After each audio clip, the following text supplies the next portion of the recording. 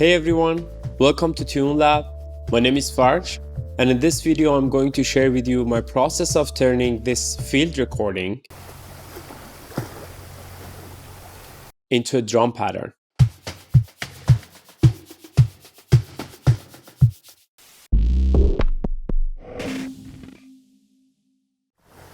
Today I had one of those creative blocks that I was trying to come up with a fresh idea and nothing was coming up. So I decided to change my surroundings and went for a walk by the ocean. And then I saw this beautiful scene and I thought maybe I just record it with my iPhone and maybe I can create something out of it.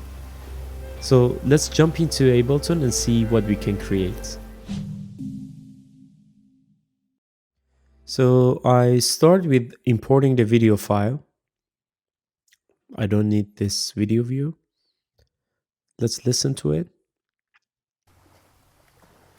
The first thing I notice is that the volume is low, so I'm going to go ahead and put a compressor on it to make it louder.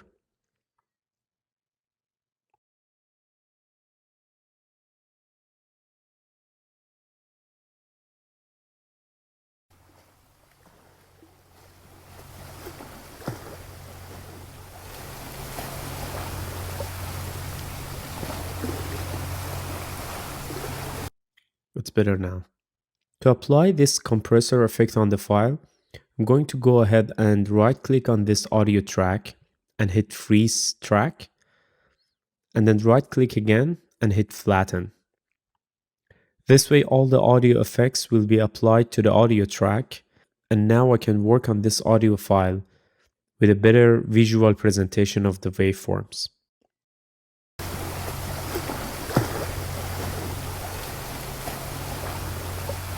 I'm hearing some nice transients that can be used as drum or percussion hits.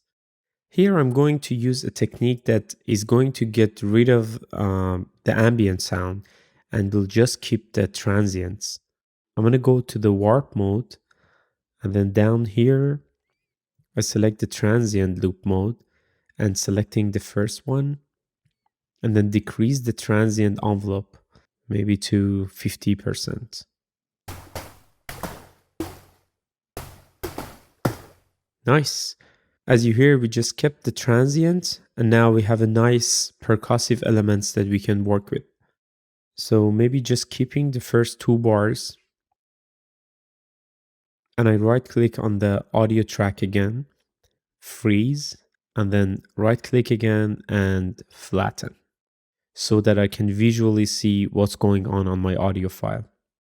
One approach you can take from here, you can import this audio file into your drum rack, or simpler and just play with your MIDI controller. But what I like to do is to capture this organic rhythm that is already here and maybe just tweaking the timing a bit and making my drum pattern based on that. I can hear a nice groove, but it's kind of out of sync and random. So I'm going to go ahead and right click here and go to quantize setting.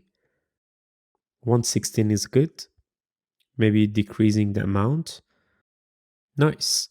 I'm going to turn the metronome on to get a better feeling of the tempo.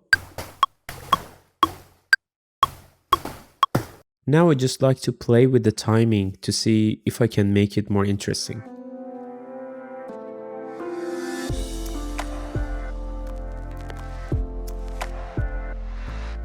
Nice. So let's turn the loop on.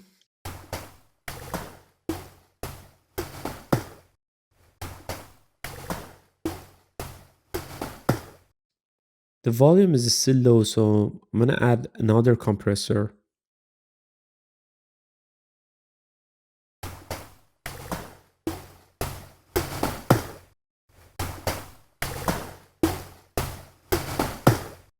And also I'll put a limiter as well, because this sound here is louder than the others, and I just want to make it smoother.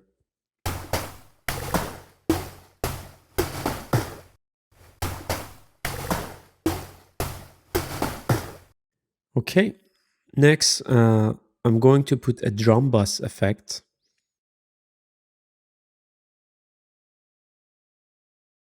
Here we also have transient control, and by turning it to the left, we can hear more attacks with shorter tails.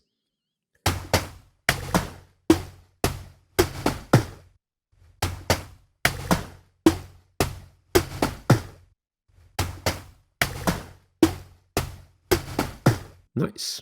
I love this sound. It's kind of something between a cajon or box and a brush drum kit.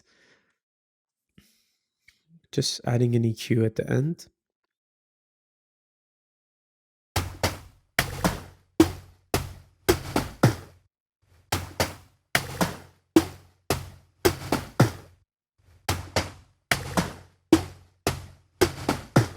Cool. So this is going to be my main groove, and now I'm going to add a kick.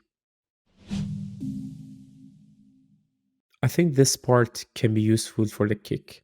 So I'm going to select it and hit Command E or Control E on Windows to just chop it from the rest and then put it into a new audio track.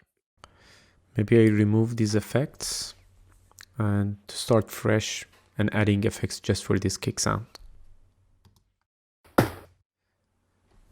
I just need the first part and maybe fading out the tail.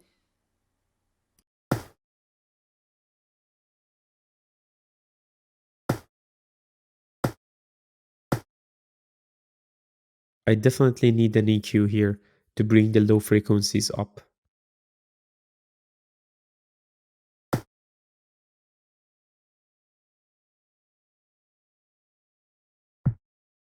And we need a compressor to make it more powerful.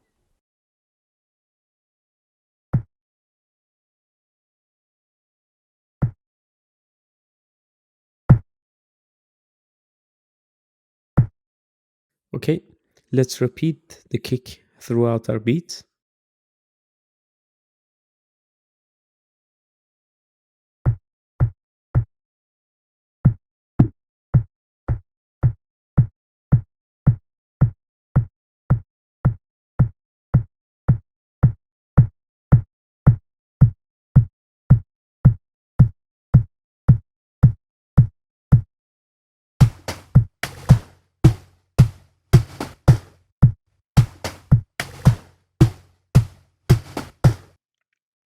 Nice. The last thing will be adding kind of a hi-hat or shaker sound. Sometimes I find that limiting myself to make all the sounds from one instrument or plugin, it's fun and educating. So I'm going to create a shaker sound from the same field recording. For that, I'm going to use a nice technique that you can use whenever you want to create a rhythmic movement from a static sound source, like a noise or ambient sound. First, let's bring the volume up.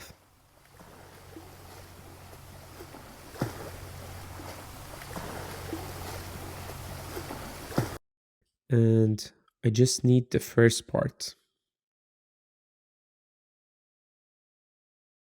And let's put it underneath the whole loop. Okay, so I'm gonna go ahead and put an auto pan effect.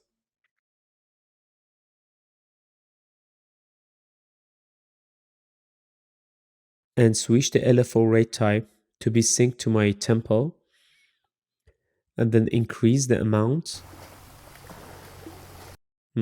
I don't need the movement to the left and right. So let's increase the phase. And I'll change the LFO waveform to this one. And now we have a nice movement. The only thing I'm going to add is an EQ to get rid of the low frequencies.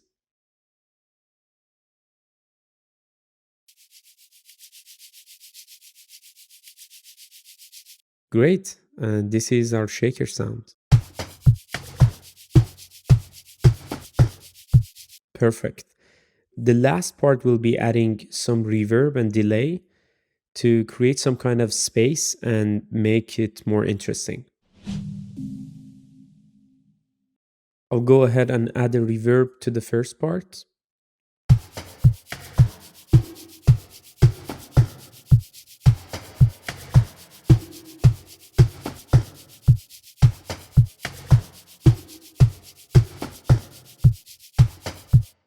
And maybe a delay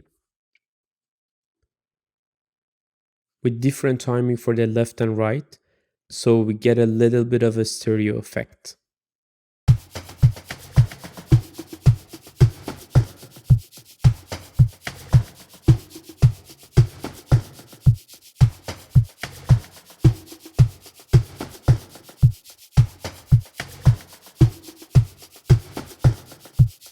Cool. And I just add a chorus effect to the shakers to make them wider.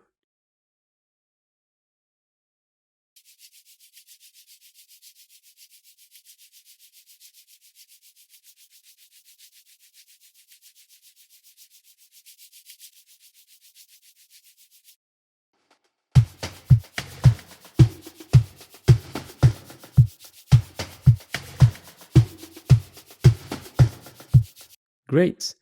Now I have a very interesting drum pattern made from a simple low quality field recording, and this is a great way to get inspired and coming up with new ideas.